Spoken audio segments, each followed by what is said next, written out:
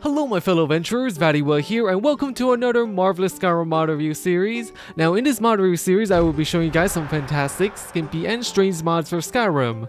My character Cat is having a very fun time at Riverwood Keep, blasting these eggs everywhere, and it kind of reminds me of being at a giant ball pit at McDonald's.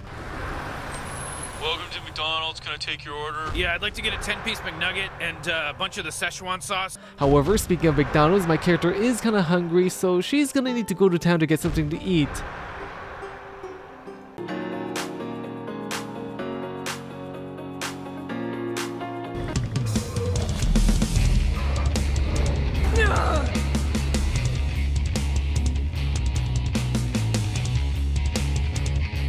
I heard there are some very yummy horker pie in Whiterun, and what the hell is this? Are you guys seeing what I'm seeing? Are you guys seeing this? There is an enemy with a level 3 helmet coming right at me. What is this? PUBG? PUBG costume by Skyrim Vietnam will allow you to run around in Tamriel like you just murdered a few players and got their gear. Now the PUBG outfit can be found by using the add item menu mod or by adding it in with the command console. The outfit has the iconic level 3 helmet, which should be enough to take a blow from a crossbow shot. We have a white shirt and red tie, and every player must have the utility belt well to carry loot at the beginning of a game, right?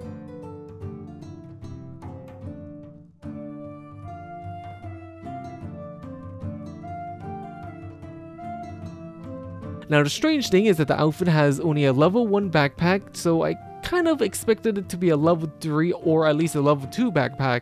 Now the backpack doesn't really offer any inventory or weight increases. We also have the frying pan as a weapon. The frying pan is a melee weapon, and I'm kind of sad that it doesn't make the same sound as in PUBG when you hit someone with it. I never really killed anyone with a pan in PUBG before, unless you count like friendly fire while swinging it in a vehicle. Yes indeed, that happens all the time, right guys? Now the only other thing that might be different is the fact that the frying pan is situated on the side of your character, not above your butt like in PUBG.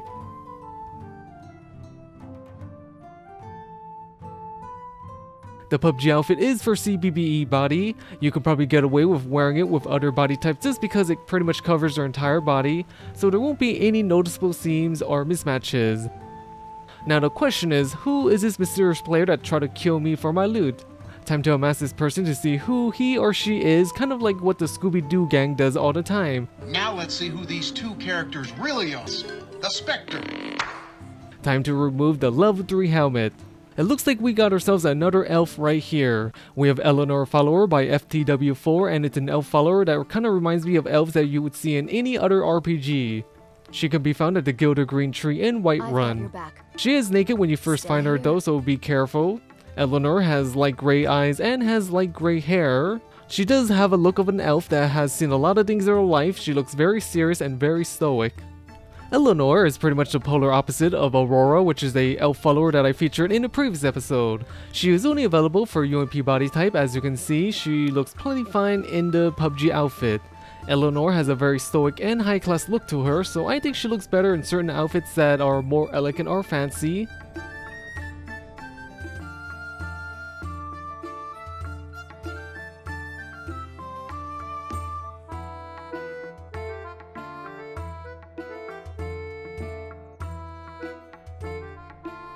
In battle, she uses lightning and ice attacks. Eventually, I will have Aurora and Eleanor fight each other to be the ultimate elf in Skyrim.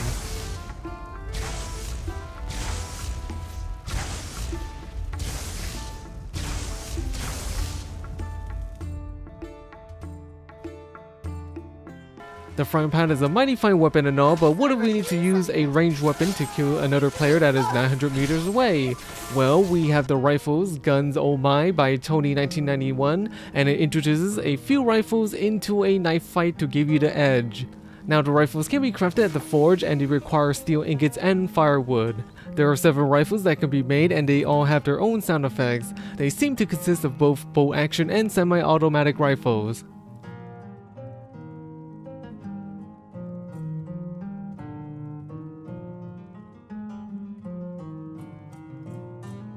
Now the first rifle is the M1 Garand. It's a well-known semi-automatic rifle from World War II that was used by some countries on the Allied side.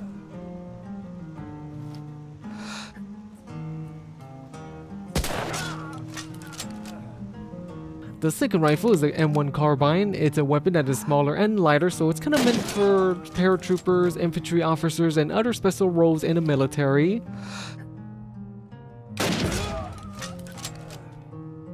The third rifle is the Kar 98. Now, this is the weapon that we all love and hate from PUBG. It's a good thing that we have a level 3 helmet, so we won't get one tapped by a Kar 98.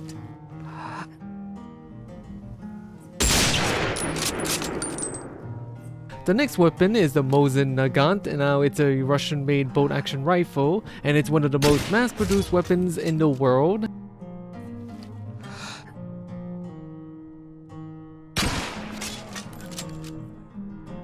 And then we have another version of the Mosin Nagant. Now this one looks like it has been camouflaged and has a suppressor on it as well.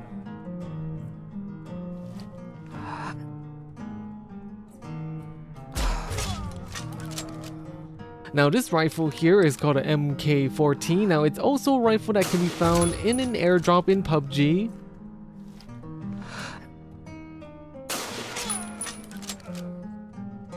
The last gun is called a testicular rifle. Now it's not based on any real life rifle, it's a big rifle, that is for sure.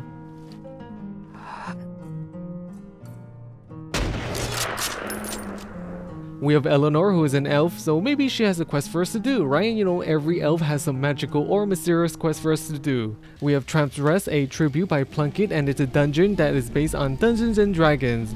Now the dungeon can be found near the Fosco's dungeon, and there is a door nearby. Once we're inside, we're greeted by some owl bears, and I'm gonna say I'm not too familiar with the Dungeons & Dragons lore, but I think we all have the right to bear some hooters.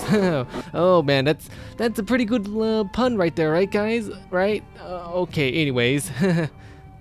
There are plenty of monsters to fight, like we have goblins, which are pretty weak. We have some beholders, which are some of the scariest monsters in the game, but they're kind of nothing compared to these streakers right here. I mean, for crying out loud, we gotta, you know, shut these things up. There are many monsters to fight, that is for sure. There is a map in the first room that kind of gives us a good idea of what to expect, you know, what all these rooms are, where they all are, kind of the layout of the dungeon. We have these Dungeons and Dragons artwork that is kind of located around the dungeons and on the different parts of the wall.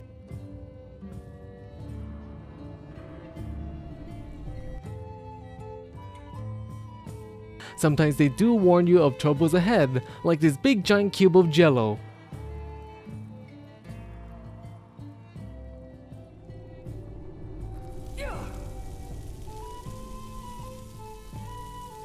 We can expect there to be some bosses to fight, but nothing but the strongest warriors and mage can fight them. It also has its own voice acting, as we can see with this talking taco on the wall. Turn back while you still can. The Sutherland Passage is the domain of Samiraja the Man-Eater, whose games must not be disturbed. A man-eater? Well, good thing my character is a woman, not a man. You have been warned. Anyways, I'm not really an expert with Dungeons and Dragons as I mentioned before, but I'm sure a lot of you guys probably, you know, noticed a lot of things and got some nostalgia from the footage I just showed you guys.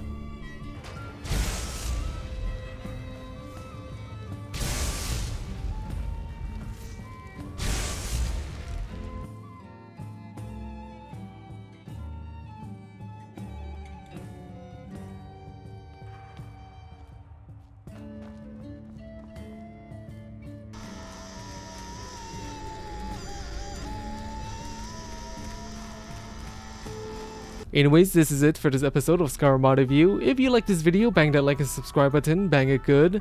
Now I do have a question to ask you guys. Which of these two elves do you like the most, Aurora or Eleanor? Let me know in the comment section below. Also, which side would win, you know, the Imperial or Stormcloak side? We shall see you in the next episode. All the mods that are featured in the video can be found in the links in the video description below. Well then, stay skimpy my friends, stay skimpy.